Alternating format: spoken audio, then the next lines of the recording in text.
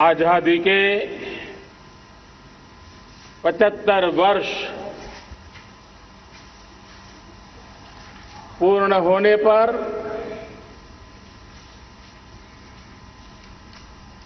देशवासियों को अनेक अनेक शुभकामनाएं। बहुत बहुत बधाई। न सिर्फ हिंदुस्तान का हर कोना, लेकिन दुनिया के हर कोने में आज किसी न किसी रूप में भारतीयों के द्वारा या भारत के प्रति अपार प्रेम रखने वालों के द्वारा विश्व के हर कोने में यह हमारा तिरंगा आन बान शान के साथ लहरा रहा है। मैं विश्व भर में फैले हुए भारत प्रेमियों को, भारतीयों को आजादी के इस अमृत महोत्सव की बहुत बहुत बधाई देता हूं। आज का ये दिवस ऐतिहासिक दिवस है। एक पुण्य पड़ाव, एक नई राह, एक नए संकल्प और नए सामर्थ्य के साथ कदम बढ़ाने का ये शुभ अवसर है।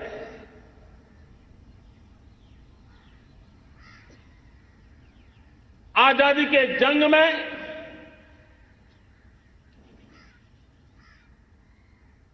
गुलामी का पूरा कालखंड संघर्ष में बीता है। हिंदुस्तान का कोई कोना ऐसा नहीं था, कोई काल ऐसा नहीं था जब देशवासियों ने सैकड़ों सालों तक गुलामी के खिलाफ जंग न किया हो, जीवन न खपाया हो, यातनाएं न झेली हो, आहुति न दी हो। आज हम सब देशवासियों के लिए ऐसे हर महापुरुष को, हर त्यागी को, हर बलिदानी को नमन करने का अवसर है, उनका ऋण स्वीकार करने का अवसर है और उनका स्मरण करते हुए उनके सपनों को जल्द से जल्द पूरा करने का संकल्प लेने का भी अवसर है।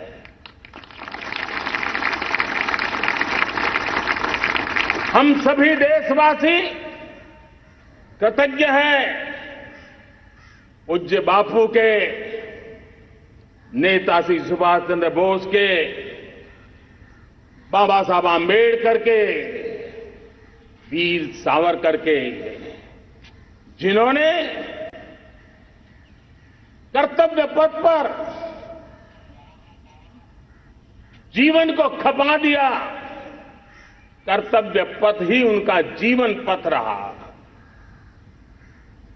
यह देश कृतज्ञ है मंगल पांडे, तात्या टोपे, भगत सिंह, सुखदेव, राजगुरु, चंद्रशेखर आजाद, अशफाक उल्लाह खान, राम प्रसाद बिस्मिल, अनगिनत ऐसे हमारे क्रांति वीरों ने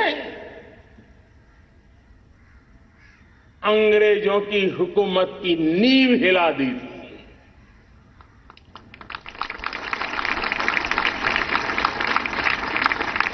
यह राष्ट्र कृतज्ञ है उन वीरांगनाओं के लिए, रानी लक्ष्मीबाई हो, झलकारी बाई, दुर्गा भाभी, रानी गाइदिन्ल्यो, रानी चेन्नम्मा, बेगम हजरत महल, वेलु निचियार।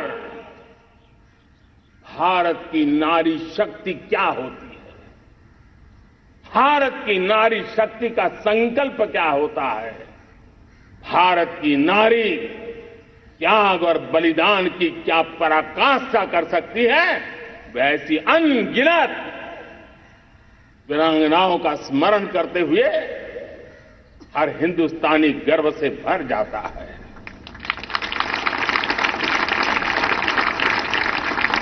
आजादी का जंग भी लड़ने वाले और आजादी के बाद देश बनाने वाले भी, डॉक्टर राजेंद्र प्रसाद जी हो, नेहरू जी हो, सरदार वल्लभ भाई पटेल, श्यामा प्रसाद मुखर्जी, लाल बहादुर शास्त्री, दीनदयाल उपाध्याय, जयप्रकाश नारायण, राम मनोहर लोहिया, आचार्य विनोबा भावे, नानाजी देशमुख, सुब्रमण्यम भारती, अनगिनत ऐसे महापुरुषों को आज नमन करने का अवसर है। जब आजादी के जंग की चर्चा करते हैं तो हम उन जंगलों में जीने वाले हमारे आदिवासी समाज का भी गौरव करना हम नहीं भूल सकते हैं। भगवान बिरसा मुंडा, सिद्धो कान्हू, अल्लूरी सीताराम राजू, गोविंद गुरु, अनगिनत नाम है जिन्होंने आजादी के आंदोलन की आवाज बन करके दूर सुदूर जंगलों में भी मेरे आदिवासी भाई बहनों में, माताओं में, युवकों में मातृभूमि के लिए जीने मरने की प्रेरणा जगाई। ये देश का सौभाग्य रहा है कि आजादी के जंग के कई रूप रहे हैं और उसमें एक रूप वो भी था जिसमें नारायण गुरु हो, स्वामी विवेकानंद हो, महर्षि अरविंदो हो, गुरुदेव रविंद्रनाथ टैगोर हो, ऐसे अनेक महापुरुष हिंदुस्तान के हर कोने में, हर काल में भारत की चेतना को जगाते रहे, भारत को चेतनवंत बनाते रहे। अमृत महोत्सव के दौरान देश ने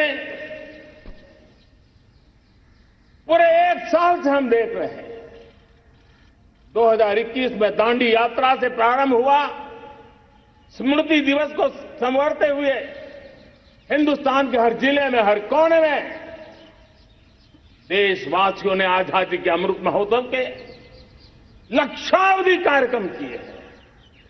शायद इतिहास में इतना विशाल, व्यापक, लंबा एक ही मकसद का उत्सव मनाया गया हो, वो शायद ये पहली घटना हुई होगी। और हिंदुस्तान के हर कोने में उन सभी महापुरुषों को याद करने का प्रयास किया गया जिनको किसी न किसी कारणवश इतिहास में जगह न मिली या उनको भुला दिया गया था। आज देश ने खोज खोज करके हर कोने में ऐसे वीरों को, महापुरुषों को, त्यागियों को, बलिदानियों को, सत्याग्रहियों को याद किया, नमन किया। अमृत महोत्सव के दरमियान इन सभी महापुरुषों को नमन करने का अवसर रहा। कल 14 अगस्त को भारत ने विभाजन विभीषिका स्मृति दिवस भी बड़े भारी मन से हृदय के गहरे गांवों को याद करते हुए उन कोटि कोटि जनों ने बहुत कुछ सहन किया था। तिरंगे की शान के लिए सहन किया था। मातृभूमि की मिट्टी से मोहब्बत के कारण सहन किया था और धैर्य नहीं खोया था। भारत के प्रति प्रेम ने नई जिंदगी की शुरुआत करने का उनका संकल्प नमन करने योग्य है, प्रेरणा पाने योग्य है। आज जब हम आजादी का अमृत महोत्सव मना रहे हैं तो पिछले 75 साल में देश के लिए जीने मरने वाले, देश की सुरक्षा करने वाले, देश के संकल्पों को पूरा करने वाले, चाहे सेना के जवान हो, पुलिस के कर्मी हो, शासन में बैठे हुए ब्यूरोक्रेट्स हो, जनप्रतिनिधि हो, स्थानीय स्वराज की संस्थाओं के शासक प्रशासक रहे हो, राज्यों के शासक प्रशासक रहे हो, केंद्र के शासक प्रशासक रहे हो, 75 साल में इन सबके योगदान को भी आज स्मरण करने का अवसर है और देश के कोटि कोटि नागरिकों को भी, जिन्होंने 75 साल अनेक प्रकार की कठिनाइयों के बीच भी देश को आगे बढ़ाने के लिए अपने से जो हो सका वो करने का प्रयास किया है। मेरे प्यारे देशवासियों, 75 साल की हमारी ये यात्रा अनेक उतार चढ़ाव से भरी हुई है। सुख दुख की छाया मंडराती रही है और इसके बीच भी हमारे देशवासियों ने उपलब्धियां की है, पुरुषार्थ किया है, हार नहीं मानी है, संकल्पों को ओझल नहीं होने दिया है। और इसलिए, और ये भी सच्चाई है कि सैकड़ों सालों के गुलामी के कालखंड ने भारत के मन को, भारत के मानवीय की भावनाओं को गहरे घाव किए थे, गहरी चोटें पहुंचाई थी, लेकिन उसके भीतर एक जिद भी थी, एक जिजीविषा भी थी, एक जुनून भी था, एक जोम भी था। और उसके कारण अभावों के बीच में भी, उपहास के बीच में भी, और जब आजादी का जंग अंतिम चरण में था तो देश को डराने के लिए, निराश करने के लिए, हताश करने के लिए सारे उपाय किए गए थे। अगर आजादी आई, अंग्रेज चले जाएंगे तो देश टूट जाएगा, बिखर जाएंगे, लोग अंदर अंदर लड़ करके मर जाएंगे, कुछ नहीं बचेगा, अंधकार युग में भारत चला जाएगा। न जाने क्या क्या आशंकाएं व्यक्त की गई थी, लेकिन उनको पता नहीं था ये हिंदुस्तान की मिट्टी है। इस मिट्टी में वो सामर्थ्य है जो शासकों से भी परे सामर्थ्य का एक अंतर प्रभार लेकर के जीता रहा है, सदियों तक जीता रहा है। और उसी का परिणाम है, हमने क्या कुछ नहीं झेला।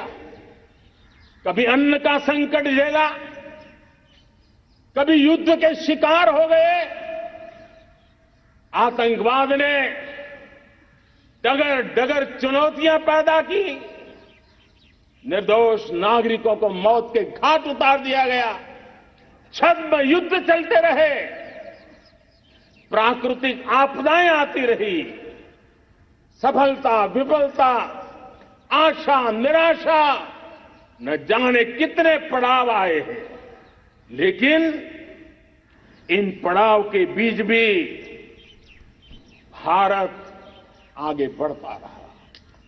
भारत की विविधता, जो औरों को भारत के लिए बोझ लगती थी, वो भारत की विविधता ही भारत की अनमोल शक्ति है, शक्ति का एक अटूट प्रवाह है।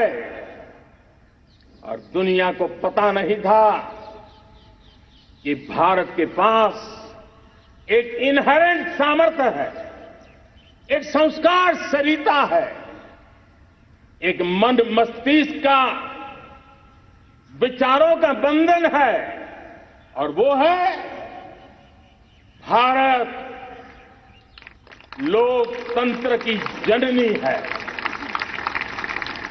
मदर ऑफ डेमोक्रेसी है। और जिनके जहन में लोकतंत्र होता है,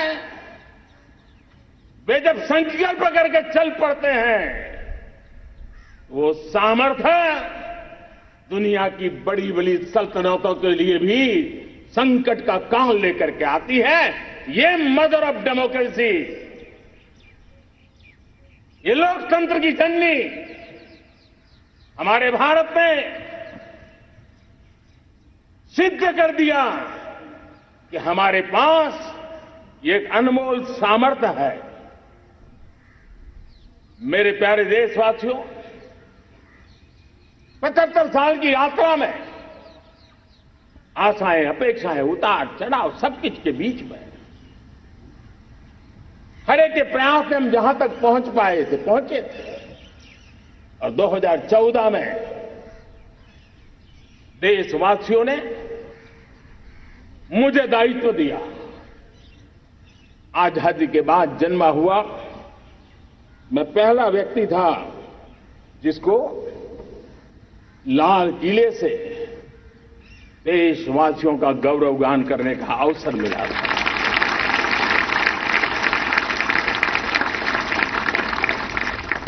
लेकिन मेरे दिल में जो भी आप लोगों से सीखा हूं, जितना आप लोगों को जान पाया हूं मेरे देशवासियों, आपके सुख दुख को समझ पाया हूं, देश की आशा अपेक्षाओं के भीतर वो कौन सी आत्मा बसती है, उसको जितना मैं समझ पाया हूं, उसको लेकर के मैंने अपना पूरा कालखंड देश के उन लोगों को एम्पावर करने में खपाया। मेरे दलित हो, शोषित हो, पीड़ित हो, वंचित हो, आदिवासी हो, महिला हो, युवा हो, किसान हो, दिव्यांग हो, पूरब हो, पश्चिम हो, उत्तर हो, दक्षिण हो, समुद्र का तट हो, हिमालय की कंदराएं हो, हर कोने में महात्मा गांधी का जो सपना था आखिरी इंसान की चिंता करने का, महात्मा गांधी जी की आकांक्षा थी अंतिम छोर पर बैठे हुए व्यक्ति को समर्थ बनाने की, मैंने अपने आप को उसके लिए समर्पित किया। और उन 8 साल का नतीजा और आजादी के इतने दशकों का अनुभव आज 75 साल के बाद जब अमृत काल की ओर कदम रख रहे हैं, अमृत काल की ये पहली प्रभात है, तब मैं एक ऐसे सामर्थ्य को देख रहा हूं और जिससे मैं गौरव से भर जाता हूं। देशवासियों, मैं आज देश का सबसे बड़ा सौभाग्य ये देख रहा हूं कि भारत का जनमन आकांक्षी जनमन है। एस्पिरेशनल सोसाइटी किसी भी देश की बहुत बड़ी अमानत होती है और हमें गर्व है कि आज हिंदुस्तान के हर कोने में, हर समाज के हर वर्ग में, हर तबके में आकांक्षाएं उफान पर है। देश का हर नागरिक चीजें बदलना चाहता है, बदलते देखना चाहता है, लेकिन इंतजार करने को तैयार नहीं है, अपनी आंखों के सामने देखना चाहता है, कर्तव्य से जुड़ करके करना चाहता है, वो गति चाहता है, वो प्रगति चाहता है। 75 साल में संजोए हुए सारे सपने अपने ही आंखों के सामने पूरा करने के लिए वो लालायित है, उत्साहित है, उतावला भी है।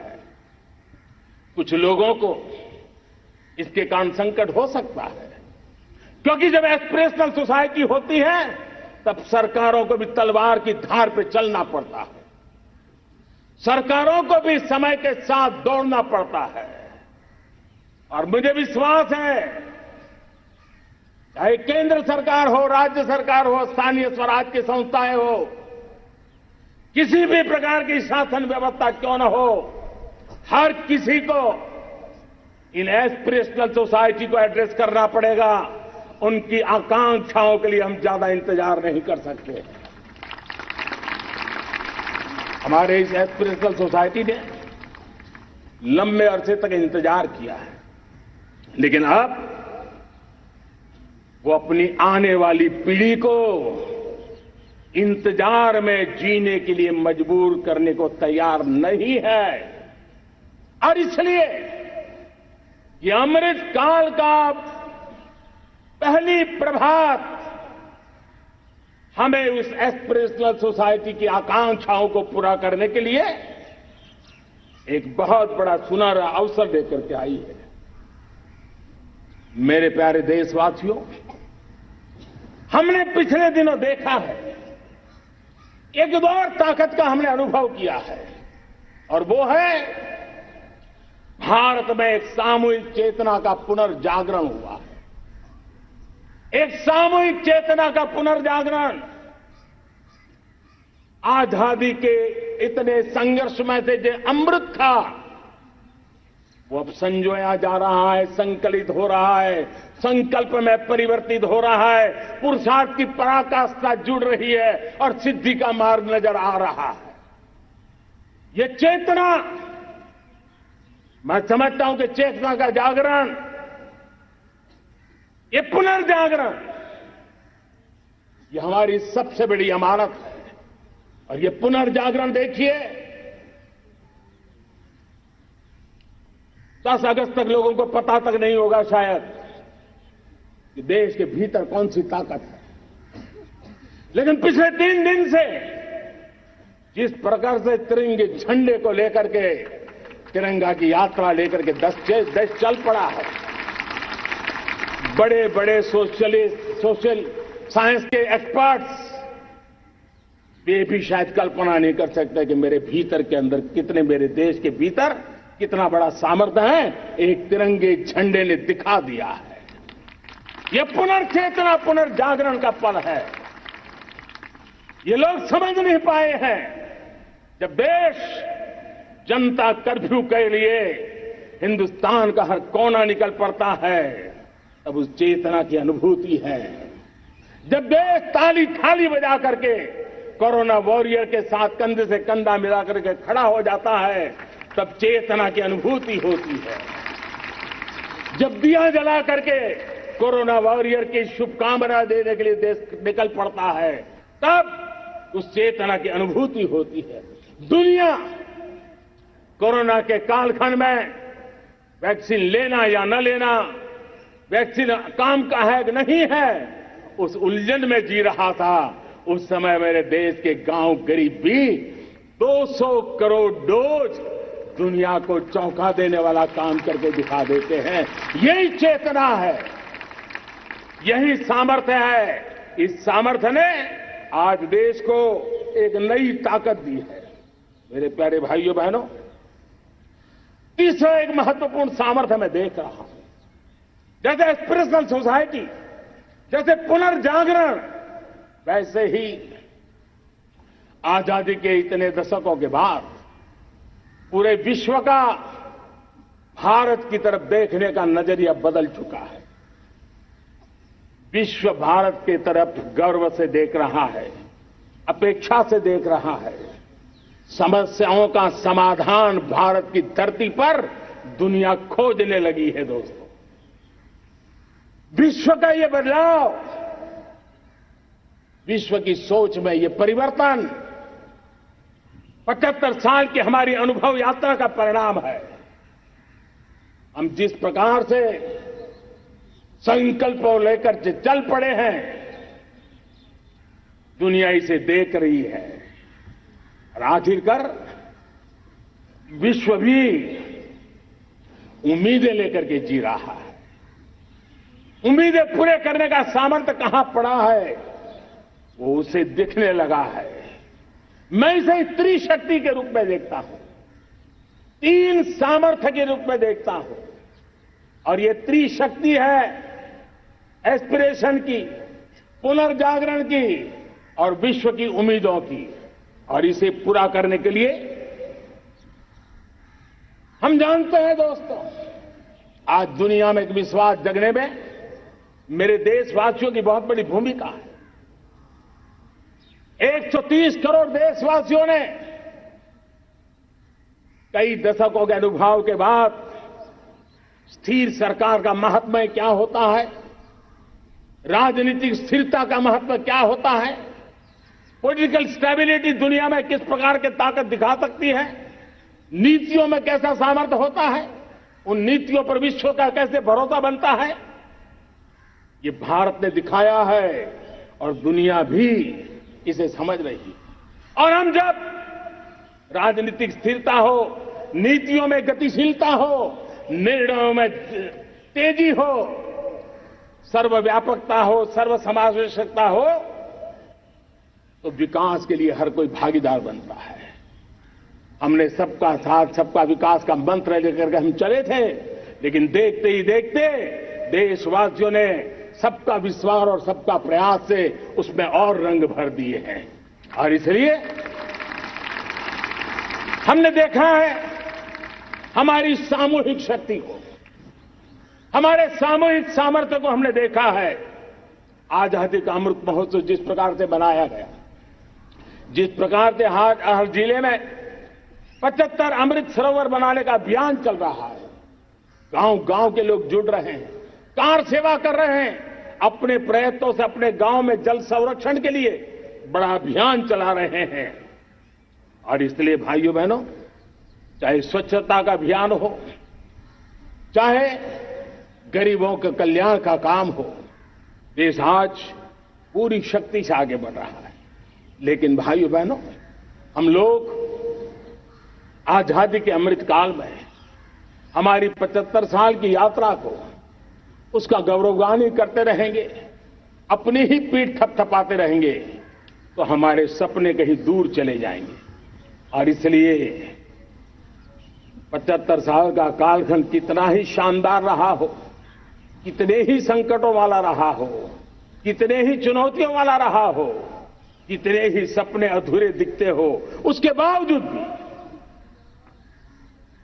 आज जब हम अमृत काल में प्रवेश कर रहे हैं, अगले 25 वर्ष हमारे देश के लिए अत्यंत महत्वपूर्ण है। और इसलिए जब मैं आज मेरे सामने लाल किले पर से 130 करोड़ देशवासियों के सामर्थ्य का स्मरण करता हूं, उनके सपनों को देखता हूं, उनके संकल्पों की अनुभूति करता हूं, तो साथियों मुझे लगता है आने वाले 25 साल के लिए हमें उस 5 पंच प्राण पर अपनी शक्ति को केंद्रित करनी होगी, अपने संकल्पों को केंद्रित करना होगा, अपने सामर्थ्य को केंद्रित करना होगा। और हमें उन पंच प्राण को लेकर के 2047 जब आजादी के 100 साल होंगे, आजादी के दीवानों के सारे सपने पूरे करने का जिम्मा उठा करके चलना होगा। जब मैं पंच प्राण की बात करता हूं, तो पहला प्राण, अब देश बड़े संकल्प लेकर के ही चलेगा। बहुत बड़े संकल्प लेकर के चलना होगा और वो बड़ा संकल्प है विकसित भारत। अब उससे कुछ कम नहीं होना चाहिए। बड़ा संकल्प।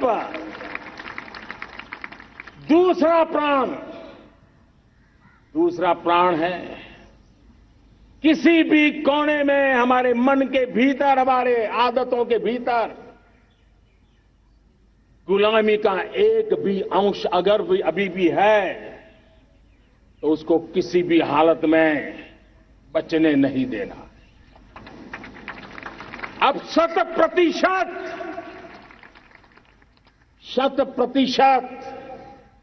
सैकड़ों साल की गुलामी ने जहां हमें जकड़ कर रखा है, हमारे मनोभाव को बांध करके रखा हुआ है, हमारी सोच में विकृतियां पैदा करके रखी है, हमें गुलामी की छोटी सी छोटी चीज भी कहीं नजर आती है, हमारे भीतर नजर आती है, हमारे आसपास नजर आती है, हमें उससे मुक्ति पानी ही होगी। ये हमारा दूसरी प्राण शक्ति है। तीसरी प्राण शक्ति, हमें हमारी विरासत पर गर्व होना चाहिए। हमारी विरासत के प्रति, क्योंकि यही विरासत है जिसने कभी भारत को स्वर्णिम काल दिया था, और यही विरासत है जो समय को अनुकूल परिवर्तन करने की आदत रखती है। यही विरासत है जो काल बाह्य छोड़ती रही है, नित्य नूतन स्वीकारती रही है। और इसलिए इस विरासत के प्रति हमें गर्व होना चाहिए। चौथा प्राण, वो भी उतना ही महत्वपूर्ण है, और वो है एकता और एकजुटता। 130 करोड़ देशवासियों में एकता, न कोई अपना न कोई पराया।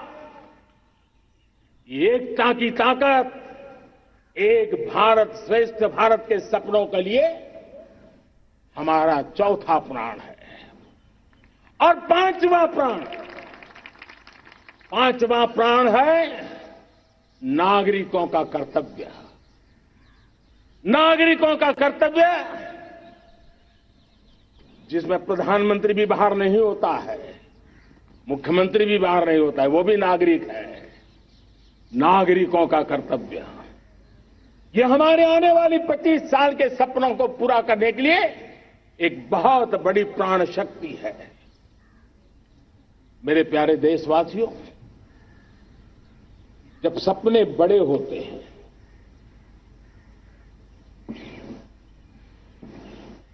जब संकल्प बड़े होते हैं, तो पुरुषार्थ भी बहुत बड़ा होता है, शक्ति भी बहुत बड़ी मात्रा में जुट जाती है। अब कोई कल्पना कर सकता है कि देश 40-42 के कालखंड को याद कीजिए। देश उठ खड़ा हुआ था, किसी ने हाथ में झाड़ू लिया था, किसी ने तकली ली थी, किसी ने रेंटिया लिया था, किसी ने सत्याग्रह का मार्ग चुना था, किसी ने संघर्ष का मान चुना था, किसी ने क्रांति की वीरता का रास्ता चुना था। लेकिन संकल्प बड़ा था आजादी, और ताकत देखिए, बड़ा संकल्प था तो आजादी लेके रहे। हम आजाद हो गए। अगर संकल्प छोटा होता, सीमित होता, तो शायद आज भी संघर्ष करने के दिन चालू रहते। लेकिन संकल्प बड़ा था तो हमने हासिल भी किया। मेरे प्यारे देशवासियों, अब आज जब अमृत काल की पहली प्रभात है,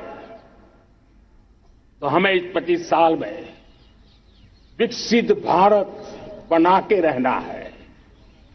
अपनी आंखों के सामने और जो 20, 22, 25 साल के नौजवान मेरे देश के मेरे सामने हैं,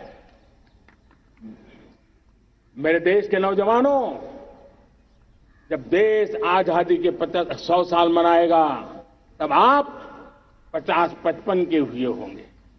मतलब आपके जीवन का ये स्वर्णिम काल, आपकी उम्र के ये 25-30 साल भारत के सपनों को पूरा करने का काल है। आप संकल्प लेकर के मेरे साथ चल पड़िए साथियों, तिरंगे झंडे की शपथ लेकर के चल पड़िए। हम सब पूरी ताकत से लगे आए। बड़ा संकल्प, मेरा देश विकसित देश होगा, डेवलप कंट्री होगा। विकास के हर पैरामीटर में हम मानव केंद्रीय व्यवस्था को विकसित करेंगे। हमारे केंद्र में मानव होगा, हमारे केंद्र में के मानव की आशा आकांक्षाएं होगी। हम जानते हैं भारत जब बड़े संकल्प करता है तो करके भी दिखाता है। जब मैंने यहां स्वच्छता की बात कही थी मेरे पहले भाषण में, देश चल पड़ा, जिससे जहां हो सका स्वच्छता की ओर आगे बढ़ा और गंदगी के प्रति नफरत एक स्वभाव बनता गया। यही तो देश है जिसने इसको करके दिखाया है और कर भी रहा है, आगे भी कर रहा है। यही तो देश है जिसने वैक्सीनेशन, दुनिया दुविधा में थी, 200 करोड़ का लक्ष्य पार कर लिया, समय सीमा में कर लिया, पुराने सारे रिकॉर्ड तोड़ के कर लिया। ये देश कर सकता है। हमने तय किया था देश को, खाड़ी के तेल पर हम गुजारा करते हैं, झाड़ी के तेल की ओर कैसे बढ़े। 10% इथेनॉल ब्लेंडिंग का सपना बड़ा लगता था, पुराना इतिहास बताता था संभव नहीं है, लेकिन समय से पहले 10% इथेनॉल ब्लेंडिंग करके देश ने इस सपने को पूरा कर दिया। भाइयों बहनों, 2.5 करोड़ लोगों को इतने कम समय में बिजली कनेक्शन पहुंचाना छोटा काम नहीं था, देश ने करके दिखाया। लाखों परिवारों के घर में जल से नल, नल से जल, नल से जल पहुंचाने का काम आज देश तेज गति से कर रहा है। खुले में शौच से मुक्ति भारत के अंदर आज संभव हो पाया है। मेरे प्यारे देशवासियों, अनुभव कहता है कि एक बार हम सब संकल्प लेकर के चल पड़े तो हम निर्धारित लक्ष्यों को पार कर सकते हैं। रिन्यूएबल एनर्जी का लक्ष्य हो, देश में नए मेडिकल कॉलेज बनाने का इरादा हो, डॉक्टरों की तैयारी करवानी हो, हर क्षेत्र में पहले से गति बहुत बड़ी है। और इसलिए मैं कहता हूं, अब आने वाले 25 साल बड़े संकल्प के हो। यही हमारा प्राण, वही हमारा प्रण भी होना चाहिए। दूसरी बात मैंने कही है, उस प्राण शक्ति की मैंने चर्चा की है कि गुलामी की मानसिकता। देश की सोचिए भाइयों, कब तक दुनिया हमें सर्टिफिकेट बांटती रहेगी? कब तक दुनिया के सर्टिफिकेट पर हम गुजारा करेंगे? क्या हम अपने मानक नहीं बनाएंगे? क्या 130 करोड़ का देश अपने मानकों को पार करने के लिए पुरुषार्थ नहीं कर सकता है? हमें किसी भी हालत में औरों के जैसा दिखने की कोशिश करने की जरूरत नहीं है। हम जैसे हैं वैसे, लेकिन सामर्थ्य के साथ खड़े होंगे, ये हमारा मिजाज होना चाहिए। हमें गुलामी से मुक्ति चाहिए। हमारे मन के भीतर दूर दूर 7 समंदर के नीचे भी गुलामी का तत्व नहीं बच रहना चाहिए। और मैं आशा देखता हूं, जिस प्रकार से नई राष्ट्रीय शिक्षा नीति बनी है, जिस मंथन के साथ बनी है, कोटि कोटि लोगों के विचार प्रवाह को संकलित करते हुए बनी है, और भारत की धरती की जमीन से जुड़ी हुई शिक्षा नीति बनी। रसखस हमारी धरती के मिले हैं। हमने जो कौशल्य पर बल दिया है, ये एक ऐसा सामर्थ्य है जो हमें गुलामी से मुक्ति की ताकत देगा। हमने देखा है कभी कभी तो हमारी टैलेंट भाषा के बंधनों में बन जाती है। ये गुलामी की मानसिकता का परिणाम है।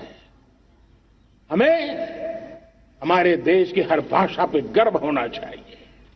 वो हमें भाषा आती हो या ना आती हो, लेकिन मेरे देश की भाषा है, मेरे पूर्वजों ने दुनिया को दी हुई ये भेंट सौगात है, हमें गर्व होना चाहिए।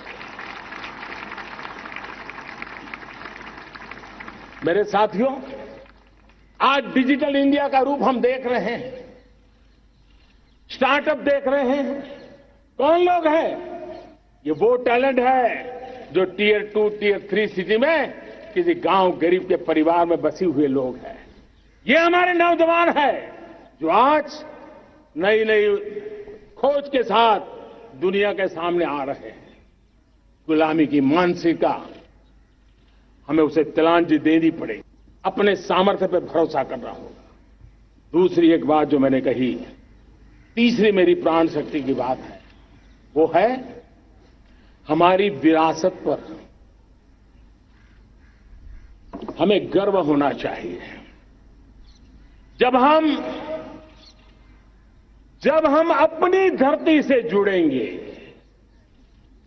जब हम अपनी धरती से जुड़ेंगे, तभी तो ऊंचा उड़ेंगे।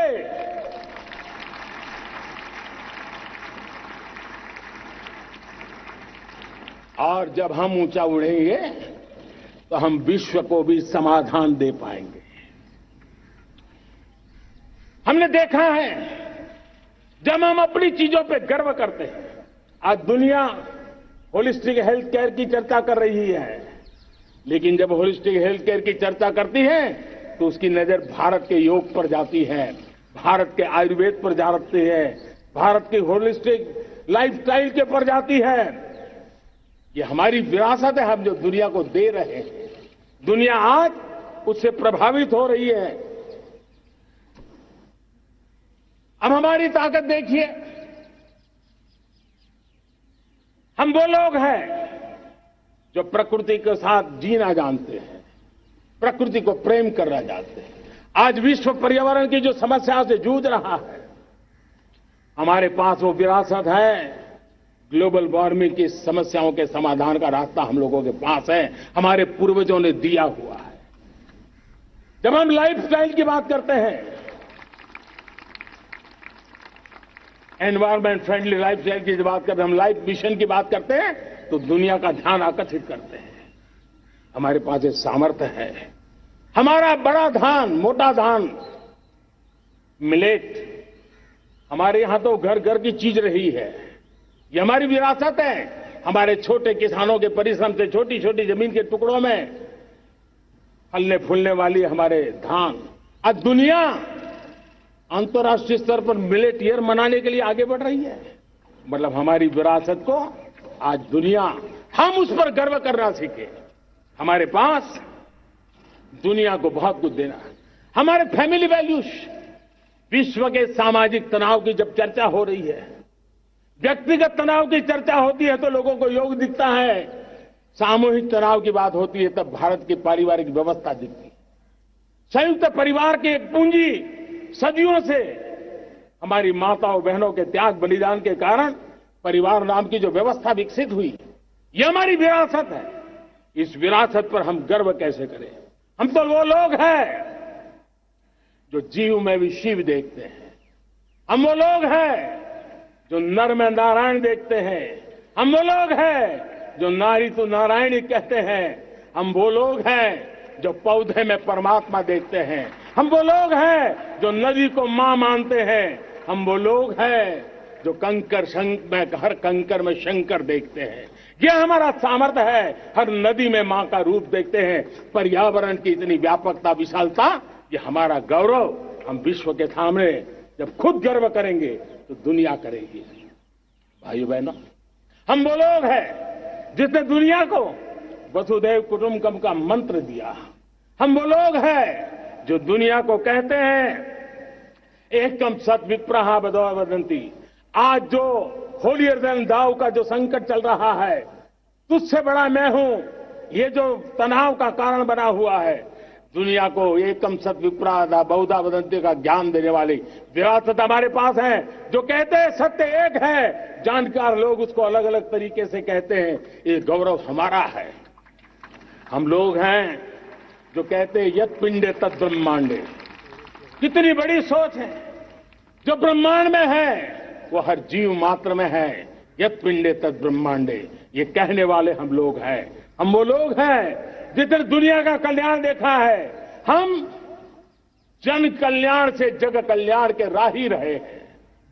जन कल्याण से जग कल्याण की राह पर चलने वाले हम लोग जब दुनिया की कामना करते हैं तब कहते हैं सर्वे अपनी सुखिनो संतु सर्वे संतु निरामया।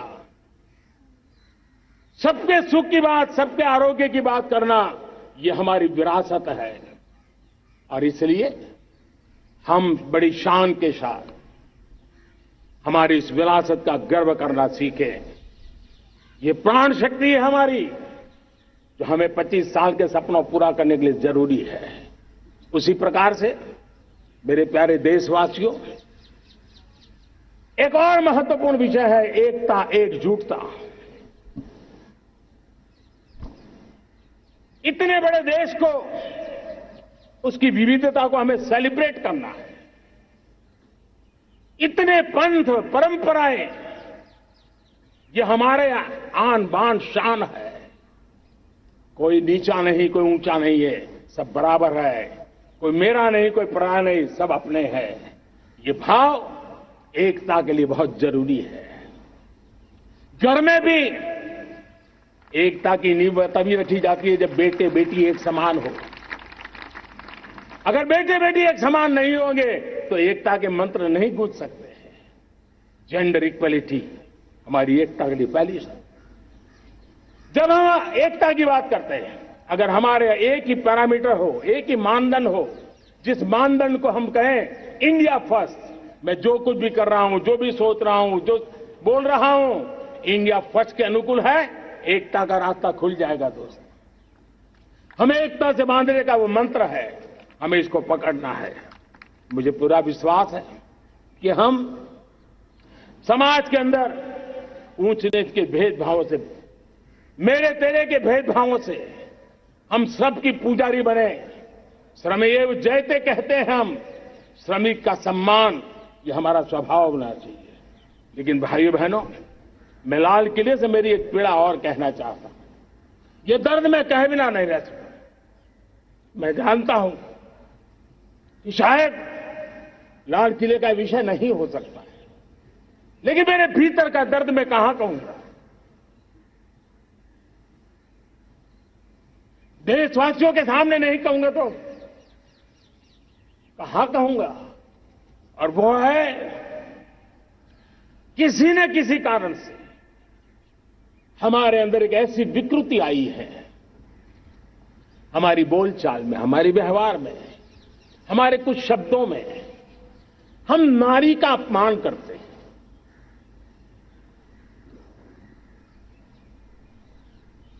क्या हम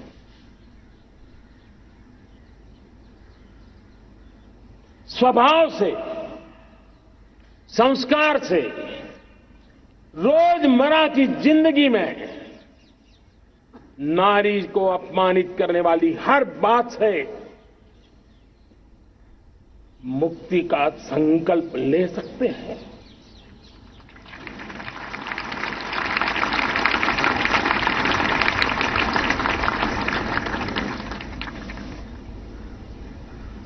नारी का गौरव राष्ट्र के सपने पूरे करने में बहुत बड़ी पूंजी बनने वाला है। ये सामर्थ्य मैं देख रहा हूं और इसलिए मैं इस बात का आग्रही हूं। मेरे प्यारे देशवासियों, मैं 5वीं प्राण शक्ति की बात करता हूं और वो 5वीं प्राण शक्ति है नागरिक का कर्तव्य।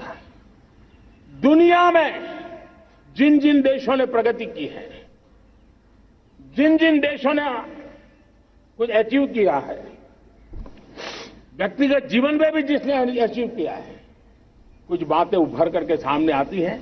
एक, अनुशासित जीवन। दूसरा, कर्तव्य के प्रति समर्पण। व्यक्ति की जीवन की सफलता हो, समाज की हो, परिवार की हो, राष्ट्र की हो, ये मूलभूत मार्ग है, ये मूलभूत प्राण शक्ति है। और इसलिए हमें कर्तव्य पर बल देना ही होगा। यह शासन का काम है कि बिजली 24 घंटे पहुंचाने के लिए प्रयास करे, लेकिन ये नागरिक का कर्तव्य है कि जितनी ज्यादा यूनिट बिजली बचा सकते बचाएं। हर खेत में पानी पहुंचाना सरकार की जिम्मेवारी है, सरकार का प्रयास है, लेकिन पर ड्रॉप मोर क्रॉप, पानी बचाते हुए आगे बढ़ना, मेरे हर खेत से आवाज उठनी चाहिए।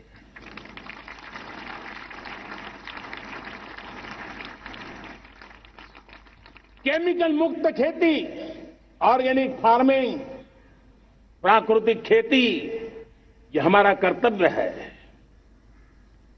साथियों, चाहे पुलिस हो या पीपल हो, शासक हो या प्रशासक हो, ये नागरिक कर्तव्य से कोई अछूता नहीं हो सकता है।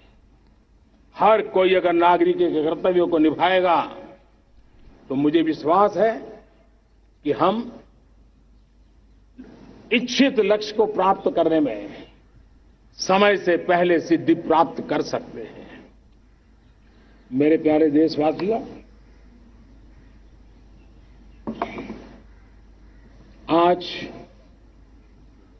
महर्षि अरविंदो की जन्म जयंती भी है। मैं उस महापुरुष के चरणों में नमन करता हूं, लेकिन हमें उस महापुरुष को याद करना होगा जिन्होंने कहा था, स्वदेशी से स्वराज, स्वराज से सुराज। ये उनका मंत्र है। हम सबको सोचना होगा कि हम कब तक दुनिया के और लोगों पर निर्भर रहेंगे। क्या हमारे देश का अन्न की आवश्यकता हो, हम आउटसोर्स कर सकते हैं क्या? जब देश ने तय कर लिया कि हमारा पेट हम खुद भरेंगे, देश ने करके दिखाया कि नहीं दिखाया? एक बार संकल्प लेते हैं तो होता है दोस्त। और इसलिए आत्मनिर्भर भारत, ये हर नागरिक का, हर सरकार का, समाज की हर इकाई का ये दायित्व बन जाता है। ये आत्मनिर्भर भारत, ये सरकारी एजेंडा, सरकारी कार्यक्रम नहीं है। ये समाज का जन आंदोलन है जिसे हमें आगे बढ़ाना है। मेरे साथियों, आज जब ये बात हमने सुनी, आजादी के 75 साल के बाद जिस आवाज को सुनने के लिए हमारे कान तरस रहे थे, 75 साल के बाद वो आवाज सुनाई दी है। 75 साल के बाद लाल किले पर से तिरंगे को सलामी देने का काम पहली बार मेड इन इंडिया तोप ने किया है। कौन हिंदुस्तानी होगा जिसको ये बात, एक आवाज उसे नई प्रेरणा, ताकत नहीं देगी? और इसलिए मेरे प्यारे भाई बहनों, मैं आज मेरे देश के सेना के जवानों का हृदय से अभिनंदन करना चाहता हूं। मेरी आत्मनिर्भर की बात को संगठित स्वरूप में, साहस के स्वरूप में मेरी सेना के जवानों ने, सेना नायकों ने जिस जिम्मेवारी के साथ कंधे पे उठाया है, मैं उनको जितनी सैल्यूट करूं उतनी कम है दोस्तों। उनको आज मैं सलाम करता हूं, क्योंकि सेना का जवान मौत को मुट्ठी में लेकर के चलता है। मौत और जिंदगी के बीच में कोई फासला ही नहीं होता है, और तब बीच में वो डट करके खड़ा होता है। और वो मेरा सेना का जवान तय करे कि हम 300 ऐसी चीजें आप लिस्ट करते हैं जो हम विदेश से नहीं लाएंगे, हमारे देश की। ये संकल्प छोटा नहीं है। मुझे इस संकल्प में भारत के आत्मनिर्भर भारत के उज्ज्वल भविष्य के वो बीज मैं देख रहा हूं जो इस सपने को वटवृक्ष में परिवर्तित करने वाले हैं। सैल्यूट, सैल्यूट मेरे सेना के अधिकारियों को, सैल्यूट।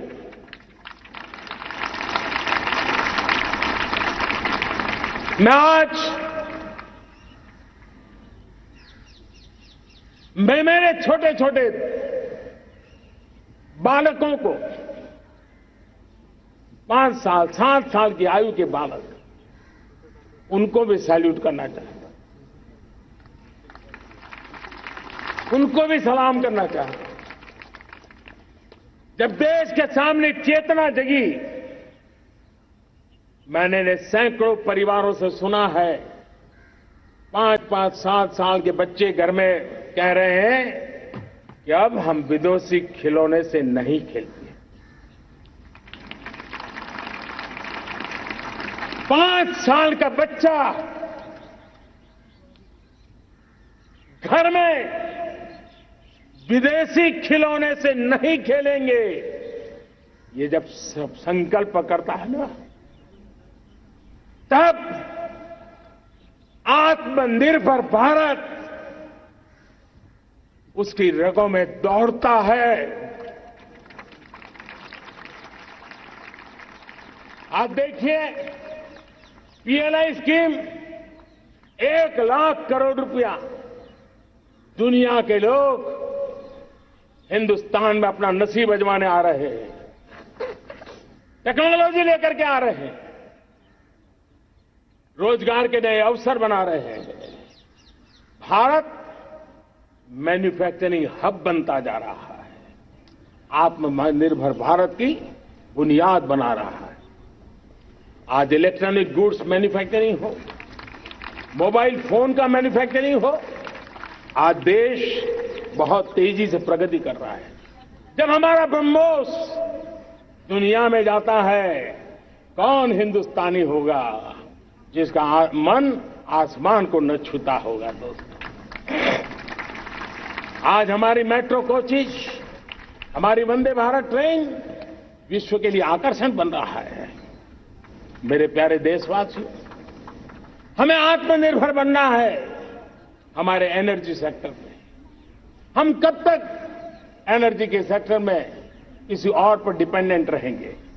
और हमें सोलार का क्षेत्र हो, विंड एनर्जी का क्षेत्र हो, रिन्यूएबल के और भी जो रास्ते हो, मिशन हाइड्रोजन हो, बायोफ्यूल की कोशिश हो, इलेक्ट्रिक व्हीकल पर जाने की बात हो, हमें आत्मनिर्भर बन करके इन व्यवस्थाओं को आगे बढ़ाना होगा। मेरे प्यारे देशवासियों, आज प्राकृतिक खेती भी आत्मनिर्भर का एक मार्ग है। फर्टिलाइजर से जितनी ज्यादा मुक्ति, आज देश में नैनो फर्टिलाइजर के कारखाने की नई आशा लेकर के आए हैं। लेकिन प्राकृतिक खेती, केमिकल फ्री खेती आत्मनिर्भर को ताकत दे सकती है। आज देश में रोजगार के क्षेत्र में ग्रीन जॉब के नए नए क्षेत्र बहुत तेजी से खुल रहे हैं। भारत ने नीतियों के द्वारा स्पेस को खोल दिया है।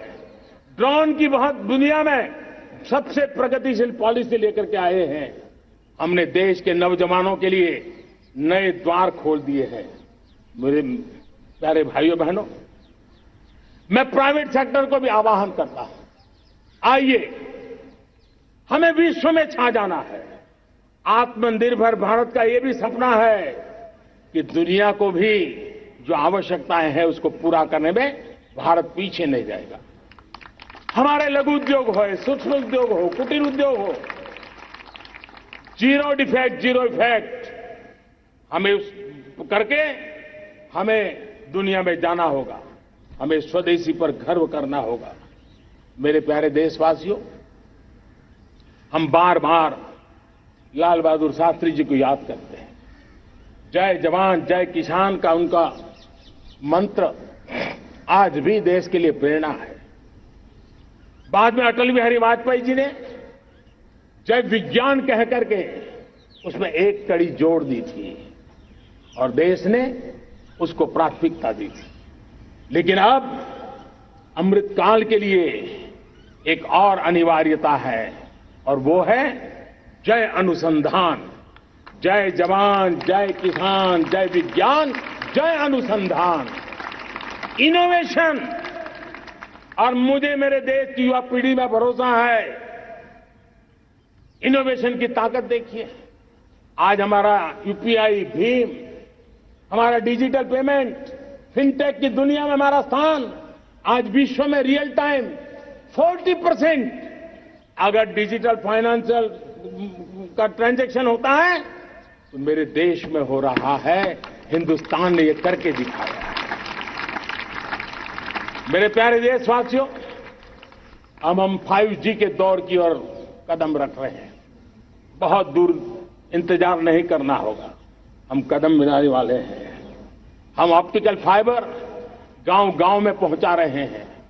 डिजिटल इंडिया का सपना गांव से गुजरेगा, ये मुझे पूरी जानकारी है। आज मुझे खुशी है, हिंदुस्तान के 4 लाख कॉमन सर्विस सेंटर्स गांवों में विकसित हो रहे हैं। गांव के नौजवान बेटे बेटियां कॉमन सर्विस सेंटर चला रही हैं। देश गर्व कर सकता है कि गांव के क्षेत्र में 4 लाख डिजिटल एंटरप्रेन्योर का तैयार होना और सारी सेवाएं गांव के लोग उनके यहां लेने के लिए आदी बन जाए, ये अपने आप में टेक्नोलॉजी हब बनने की भारत की जो ताकत है।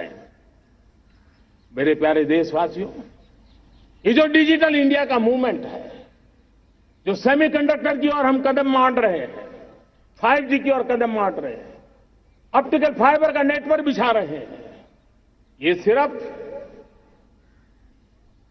आधुनिकता की पहचान ऐसा नहीं है। 3 बड़ी ताकतें इसके अंदर समाहित है। शिक्षा में आमूलचूल क्रांति, ये डिजिटल माध्यम से आने वाली है।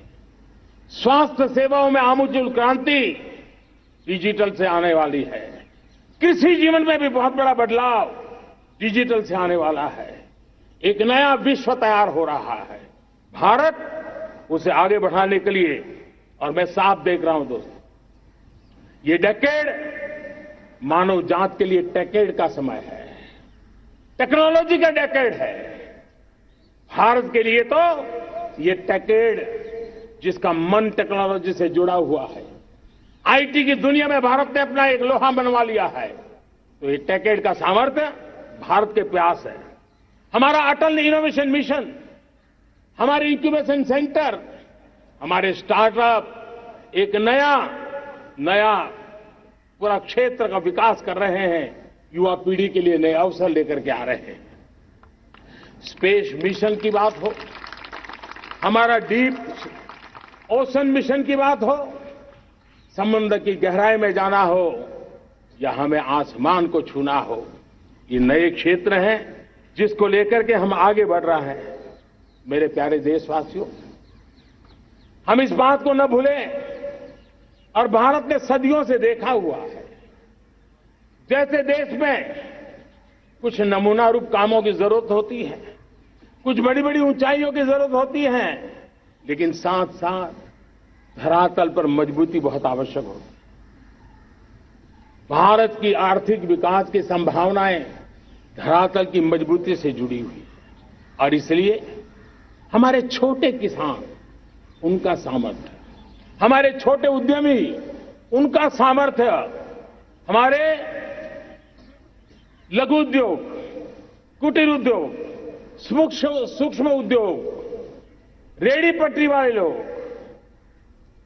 घरों में काम करने वाले लोग, ऑटो रिक्शा चलाने वाले लोग, बस सेवाएं देने वाले लोग, ये समाज का जो सबसे बड़ा तबका है, इसका सामर्थ्यवान होना भारत के सामर्थ्य की गारंटी है। और इसलिए हमारे आर्थिक विकास की ये जो मूलभूत जमीनी ताकत है, उस ताकत को सर्वाधिक बल देने की दिशा में हमारा प्रयास चल रहा है। मेरे प्यारे देशवासियों,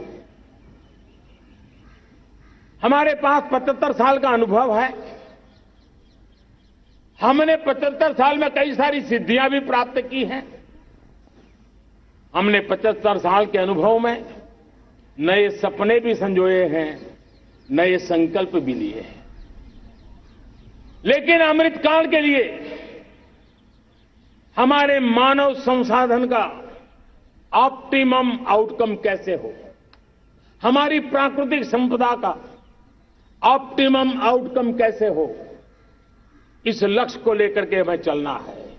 और तब मैं पिछले कुछ सालों से अनुभव से कहना चाहता हूं, आपने देखा होगा आज अदालत के अंदर देखिए, हमारी वकील के क्षेत्र में काम करने वाले हमारी नारी शक्ति किस ताकत के साथ नजर आ रही है। आप ग्रामीण क्षेत्र में जनप्रतिनिधियों के रूप में देखिए, हमारी नारी शक्ति किस मिजाज से, समर्पित भाव से अपनी गांवों की समस्याओं को सुलझाने में लगी हुई है। आज ज्ञान का क्षेत्र देख लीजिए, विज्ञान का क्षेत्र देख लीजिए, हमारे देश की नारी शक्ति सिरमौर नजर आ रही है। आज हम पुलिस में देखें, हमारी नारी शक्ति लोगों की सुरक्षा की जिम्मेवारी उठा रही है।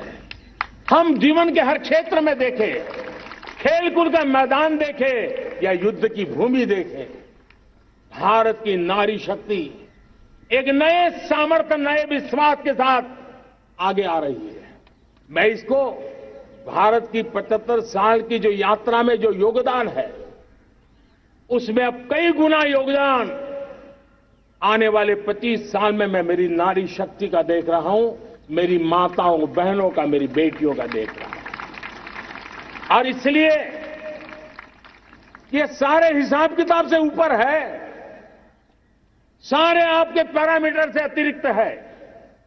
हम इस पर जितना ध्यान देंगे, हम जितने ज्यादा अवसर हमारी बेटियों को देंगे, जितनी सुविधाएं हमारी बेटियों के लिए केंद्रित करेंगे, आप देखना वो हमें बहुत कुछ लौटा करके देगी। वो देश को इस ऊंचाई पर ले जाएगी। इस अमृत काल में जो सपने पूरे करने में जो मेहनत लगने वाली है, अगर हमारी नारी शक्ति की मेहनत जुड़ जाएगी, व्यापक रूप से जुड़ जाएगी, तो हमारी मेहनत कम होगी, हमारा समय सीमा भी कम हो जाएगी, हमारे सपने और तेजस्वी होंगे, और ओजस्वी होंगे, और दैदीप्यमान होंगे। और इसलिए आइए साथियों, हम जिम्मेवारियों को लेकर आगे बढ़े। मैं आज भारत के संविधान के निर्माताओं का भी धन्यवाद करना चाहता हूं, तो उन्होंने जो हमें फेडरल स्ट्रक्चर दिया है, उसके स्पिरिट को बनाते हुए, उसकी भावनाओं का आदर करते हुए हम कंधे से कंधा मिला करके इस अमृत काल में चलेंगे, तो सपने साकार होकर के रहेंगे।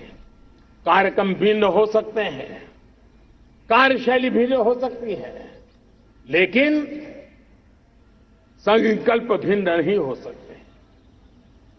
राष्ट्र के लिए सपने भिन्न नहीं हो सकते। आइए हम एक ऐसे युग के अंदर आगे बढ़े। मुझे याद है, जब मैं गुजरात का मुख्यमंत्री था, केंद्र में हमारे विचार की सरकार नहीं थी, लेकिन मेरे गुजरात में हर जगह पे मैं एक ही मंत्र लेके चलता था कि भारत के विकास के लिए गुजरात का विकास, भारत का विकास हम कहीं पर भी हो, हम सबके मन मस्तिष्क में रहना चाहिए।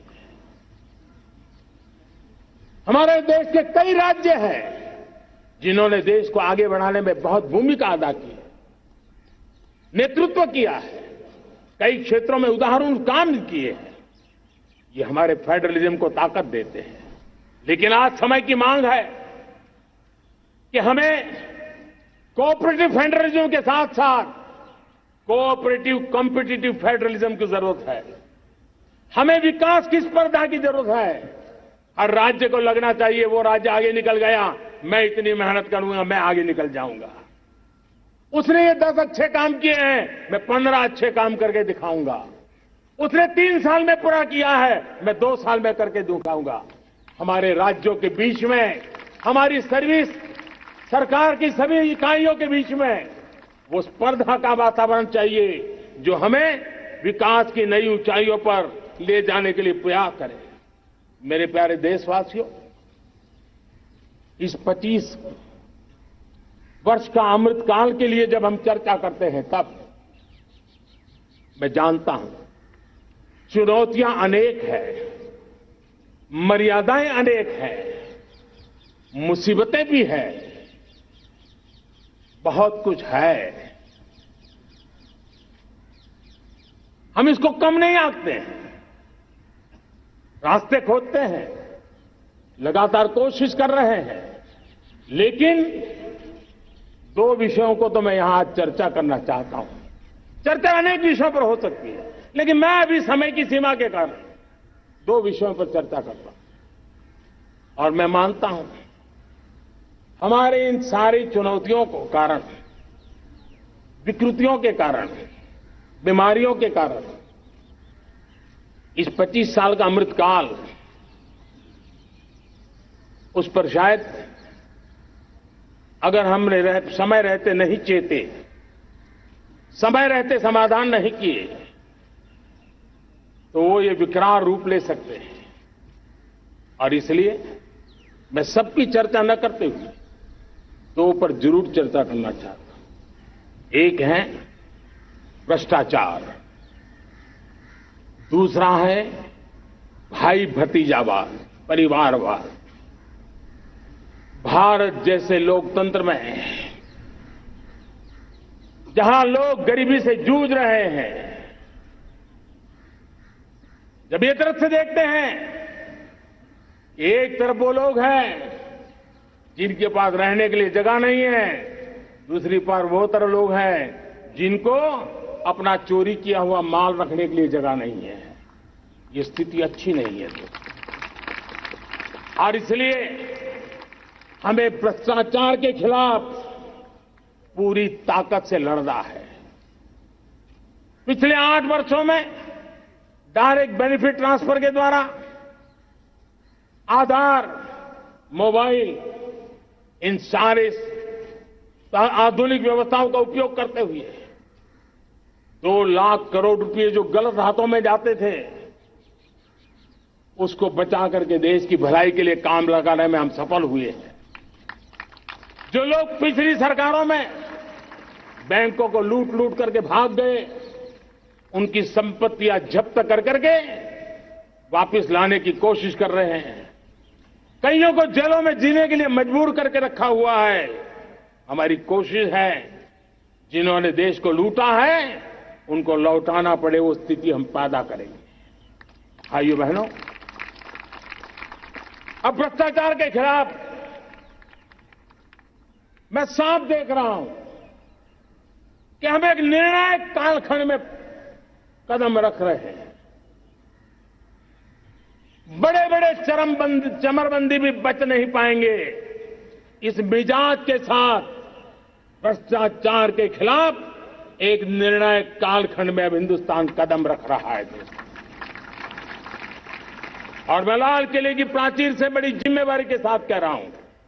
और इसलिए भाइयों बहनों, भ्रष्टाचार दीमक की तरह देश को खोखला कर रहा है। मुझे इसके खिलाफ लड़ाई लड़नी है, लड़ाई को तेज करना है, निर्णायक मोड़ पे लेकर के ही जाना है। तब मेरे 130 करोड़ देशवासी, आप मुझे आशीर्वाद दीजिए, आप मेरा साथ दीजिए। मैं आज आपसे साथ मांगने आया, आपका सहयोग मांगने आया हूं, ताकि मैं इस लड़ाई को लड़ पाऊं, इस लड़ाई को देश जीत पाए और सामान्य नागरिक की जिंदगी भ्रष्टाचार ने तबाह करके रखी हुई है। मैं मेरे इन सामान्य नागरिक की जिंदगी को फिर से शान बान शान के लिए जीने के लिए रास्ता बनाना चाहता हूं। और इसलिए मेरे प्यारे देशवासियों, ये चिंता का विषय है कि आज देश में भ्रष्टाचार के प्रति नफरत तो दिखती है, व्यक्त भी होती हैं, लेकिन कभी कभी भ्रष्टाचारियों के प्रति उदारता बरती जाती है। किसी भी देश में ये शोभा नहीं देगा। और कई लोग तो इतनी बेशर्मी तक चले जाते हैं कि कोर्ट में सजा हो चुकी हो, भ्रष्टाचारी सिद्ध हो चुका हो, जेल जाना तय हो चुका हो, जेल गुजार रहे हो, उसके बावजूद भी उनका महिमा मंडन करने में लगे रहते हैं, उनकी शान शौकत में लगे रहते हैं, उनकी प्रतिष्ठा बनाने में लगे रहते हैं।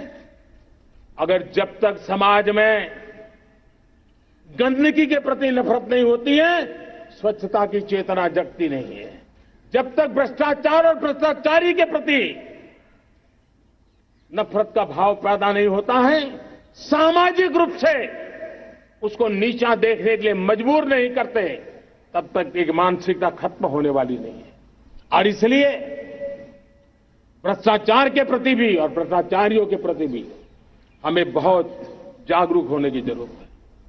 दूसरी एक चर्चा मैं करना चाहता हूं, भाई भतीजावाद। और जब मैं भाई भतीजावाद, परिवारवाद की बात करता हूं तो लोगों को लगता है मैं सिर्फ राजनीतिक क्षेत्र की बात करता हूं। जी नहीं, दुर्भाग्य से राजनीतिक क्षेत्र की उस बुराई ने हिंदुस्तान की हर संस्थाओं में परिवारवाद को पोषित कर दिया है। परिवारवाद हमारी अनेक संस्थाओं को अपने में लपेटे हुए है और उसके कारण मेरे देश की टैलेंट को नुकसान होता है, मेरे देश के सामर्थ्य को नुकसान होता है। जिनके पास अवसर की संभावनाएं हैं, वो परिवारवाद, भाई भतीजे के बाद बाहर रह जाता है। भ्रष्टाचार का भी कारण ये भी एक बन जाता है, ताकि उसका कोई भाई भतीजे के कार्य आसरा नहीं है तो लगता है चलो भाई कहीं से खरीद करके के जगह बना लूं। इस परिवारवाद से, भाई भतीजावाद से हमें हर संस्थाओं में एक नफरत पैदा करनी पड़ी होगी, जागरूकता पैदा करनी होगी, तब हम हमारी संस्थाओं को बचा पाएंगे। संस्थाओं के उज्जवल भविष्य के लिए बहुत आवश्यक है। उसी प्रकार से राजनीति में भी परिवारवाद ने देश के सामर्थ्य को सबसे सारा अन्याय किया है। परिवारवादी राजनीति परिवार की भलाई के लिए होती है, उसको देश की भलाई से कोई लेना देना नहीं होता है। और इसलिए लाल किले की प्राचीर से तिरंगे झंडे के आन बान शान के नीचे भारत के संविधान का स्मरण करते हुए मैं देशवासियों को खुले मन से कहना चाहता हूं, आइए हिंदुस्तान के राजनीति के शुद्धिकरण के लिए भी, हिंदुस्तान की सभी संस्थाओं के शुद्धिकरण के लिए भी हमें देश को इस परिवारवादी मानसिकता से मुक्ति दिला करके योग्यता के आधार पर देश को आगे ले जाने की ओर बढ़ना होगा। यह अनिवार्यता है, वरना हर किसी का मन कुंठित रहता है कि मैं उसके लिए योग्य था, मुझे नहीं मिला क्योंकि मेरा कोई चाचा, मामा, पिता, दादा, दादी, नाना, नानी कोई वहां थे नहीं। ये मनस्थिति किसी भी देश के लिए अच्छी नहीं। मेरे देश के नौजवानों, मैं आपके उज्जवल भविष्य के लिए, आपके सपनों के लिए, मैं भाई भतीजावाद के खिलाफ लड़ाई में आपका साथ चाहता हूं। परिवारवादी राजनीति के खिलाफ लड़ाई में मैं आपका साथ चाहता हूं। ये संवैधानिक जिम्मेवारी मानता हूं मैं, ये लोकतंत्र की जिम्मेवारी मानता हूं मैं, ये लाल किले के प्राचीर से कही गई बात की ताकत में मानता हूं और इसलिए मैं आज आपका अवसर चाहता हूं। हमने देखा पिछले दिनों खेलों में, ऐसा तो नहीं है कि देश के पास पहले प्रतिभाएं नहीं रही होंगी, ऐसा तो नहीं है कि खेलकूद की दुनिया में हिंदुस्तान के नौजवान, हमारे बेटे बेटियां कुछ कर नहीं सकते, लेकिन सिलेक्शन भाई भतीजेवाद की चैनल से गुजरते थे और उसके कारण वो खेल के मैदान तक, उस देश तक तो पहुंच जाते थे। जीत हार से उन्हें लेना देना नहीं था, लेकिन जब ट्रांसपेरेंसी आई, योग्यता के आधार पर खिलाड़ियों का चयन होने लगा, पूर्ण पारदर्शिता से खेल के मैदान में सामर्थ्य का सम्मान होने लगा, आज देखिए दुनिया में खेल के मैदान में भारत का तिरंगा फहरता है, भारत का राष्ट्रगान गाया जाता है, गर्व होता है और परिवारवाद से मुक्ति होती है, भाई भतीजावाद से मुक्ति होती है, तो ये नतीजे आते हैं। मेरे प्यारे देशवासियों, ये ठीक है, चुनौतियां बहुत हैं। अगर इस देश के सामने करोड़ों संकट है तो करोड़ों समाधान भी है, और मेरा 130 करोड़ देशवासियों पर भरोसा है। 130 करोड़ देशवासी निर्धारित लक्ष्य के साथ, संकल्प के प्रति समर्पण के साथ, जब 130 करोड़ देशवासी एक कदम आगे रखते हैं ना, तो हिंदुस्तान 130 करोड़ कदम आगे बढ़ जाता है। इस सामर्थ्य को लेकर के हमने आगे बढ़ना है। इस अमृत काल में, जब ये अमृत काल की पहली बेला है, पहली प्रभात है, हमें आने वाले 25 साल को एक पल भी भूलना नहीं है। एक एक दिन, समय का प्रत्येक क्षण, जीवन का प्रत्येक कण मातृभूमि के लिए जीना, और तभी आजादी के दीवानों को हमारी सच्ची श्रद्धांजलि होगी। तभी 75 साल तक देश को यहां तक पहुंचाने में जिन जिन लोगों ने योगदान किया, उनका पुण्य स्मरण हमें काम आएगा। मैं देशवासियों से आग्रह करते हुए, नई संभावनाओं को संजोते हुए, नए संकल्पों को पार करते हुए, आगे बढ़ने का विश्वास लेकर के आज अमृत काल का आरंभ करते हैं। आजादी का अमृत महोत्सव अब अमृत काल की दिशा में पलट चुका है, आगे बढ़ चुका है। तब इस अमृत काल में सबका प्रयास अनिवार्य है, सबका प्रयास ही परिणाम लाने वाला है। टीम इंडिया की भावना ही देश को आगे बढ़ने वाली है। 130 करोड़ देशवासियों की ये टीम इंडिया एक टीम के रूप में आगे बढ़ करके सारे सपनों को साकार करेंगी। इसी पूरे विश्वास के साथ मेरे साथ बोलिए, जय हिंद, जय हिंद, जय हिंद। भारत माता की, भारत माता की, भारत माता की। वंदे वंदे वंदे। बहुत बहुत धन्यवाद।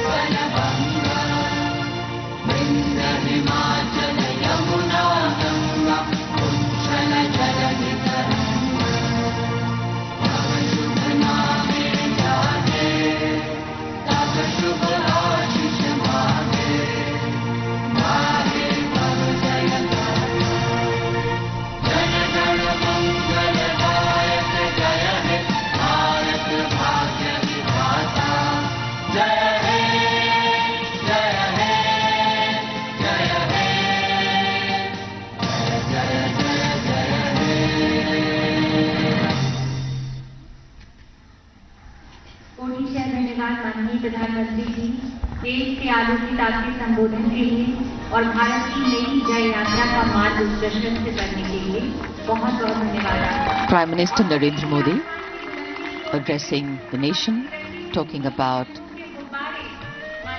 the government, its policies and what it has in store. तो इस वक्त ये तस्वीरें आप देख रहे हैं लाइव प्रधानमंत्री नरेंद्र मोदी की, उनका भाषण आपने सुना।